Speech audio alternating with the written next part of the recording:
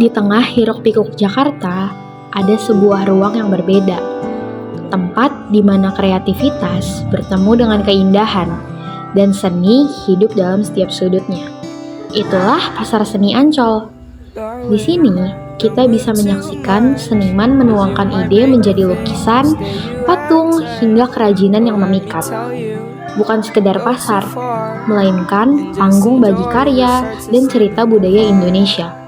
Pasar Seni Ancol adalah titik temu antara seniman dengan penikmat seni, antara inspirasi dengan apresiasi.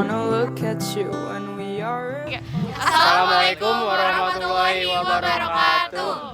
Hai semuanya, Di sini kita dari kelompok 1.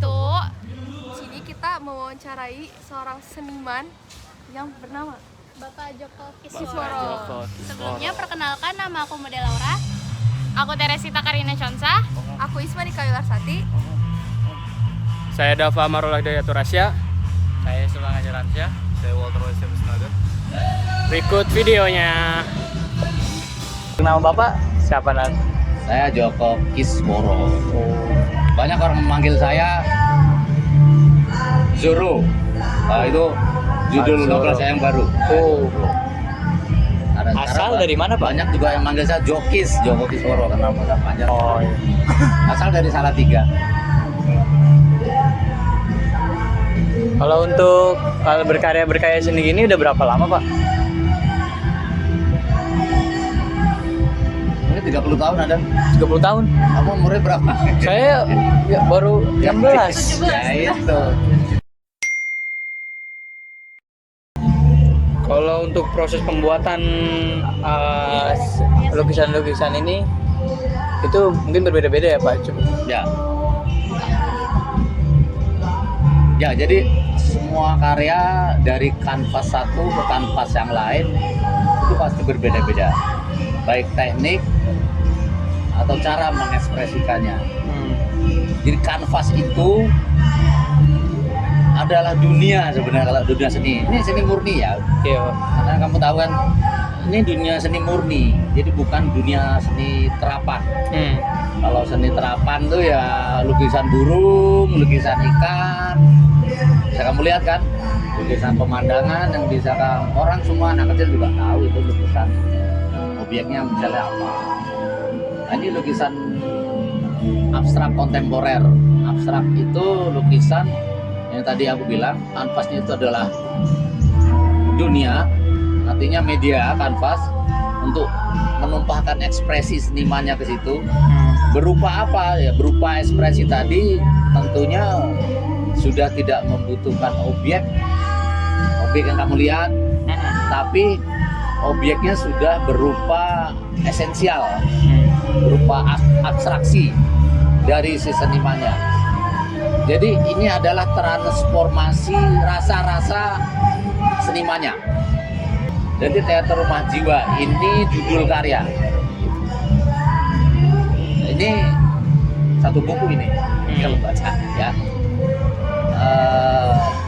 Untuk penjelasan Teater Rumah Jiwa nanti ini tadi kamu tanya tekniknya kan, tanya kayak ini satu ini dari catnya akrilik campuran ya. Ada juga cat spray, juga ada tinta di situ kamu lihat. Lalu di situ ada kolase itu tempelan, tahu kan? Kolase itu apa, seni.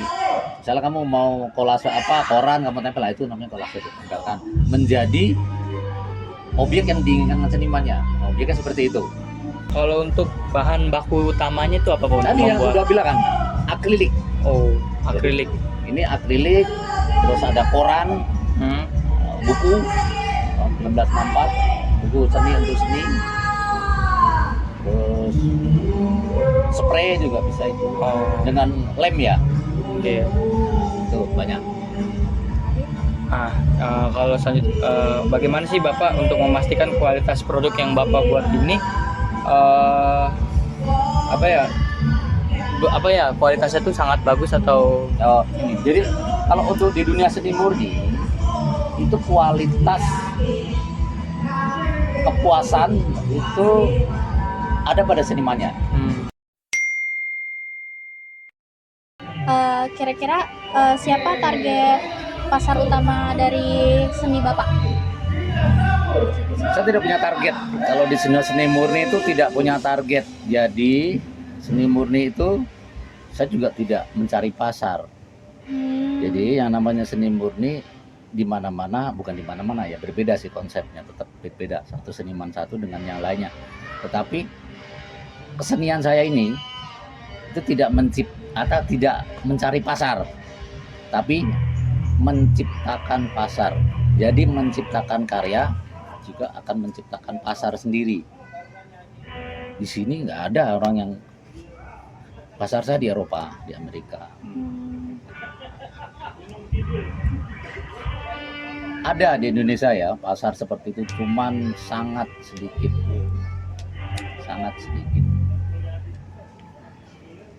Kira-kira Bapak mau mengadakan pameran selain di luar negeri, di sini di mana Oh, kira-kira? pamerannya masih di dalam negeri. Ya, yang belakangan kemarin pameran di Belanda, di Leiden.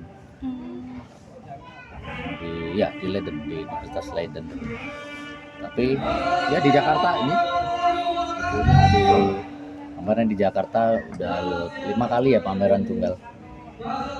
Nanti kamu bisa buka di internet, pameran tunggal Joko Kisworo ada 5 kali itu, bisa dibaca. Menurut gimana ya, dalam kacamata Bapak ya, buat semua seni ini, Oh, pakai kacamata. oh ya maksudnya cara pandang lah, buat setiap seni ini satu-satu ya, kira-kira kisaran buat harganya itu buat dipasarkan tuh berapa? Harga. Iya, Sebenarnya kalau untuk kalian harga tuh nggak terlalu penting loh ya. iya betul. Soalnya harga tuh sangat mimesis banget. Tidak terlalu apa ya. Itu sebenarnya kalau harga nanti untuk kalian ya, untuk sebenarnya bukan, kalau untuk pengetahuan oke gitu ya. Karya tuh bermacam-macam ya. Harga itu sangat relatif ya. Oke, pertanyaan selanjutnya, kalau kan kita kan udah tahu ya masalah tentang harga. Nah, kalau buat tentang pemasaran, sejauh ini Bapak udah kayak menjual berapa? Terus kalau pertumbuhannya gitu, pertumbuhan ya misalnya dari tahun ke tahun itu berapa persen gitu? Nggak bisa diprediksi seni Nggak murni bisa itu. diprediksi, Nggak cuman- bisa. Ini bukan jualan bakso ya, Iya. beda. Nah itu. Cuman beberapa tahun ke belakang atau itu Ya tetap ada. Ya, ada. Ternyata kan saya udah 30 tahun melukis masih tetap hidup. Anak saya udah pada lulus kuliah semua, kamu masih berapa? Ya. Artinya itu tadi, setiap seniman memiliki porsi price masing-masing ya, seni murni. Jadi tidak bisa, makanya seni seperti ini tidak bisa seperti orang jualan kulkas, mobil yang bisa algoritmanya ada. Di seni nggak bisa gitu. karena tadi dijelasin kan tentang harga terus penjualannya kan ke luar.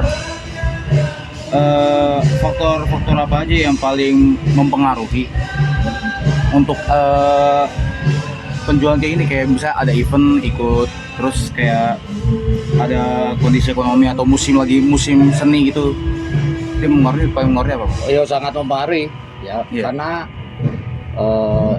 di ekonomi global itu kan daya beli menurun ya, apapun ya, bukan cuma karya seni, apapun daya belinya menurun, tentunya mempengaruhi. Tetapi secara real sebenarnya karya seni ini tidak bisa dipengaruhi oleh daya beli ekonomi global.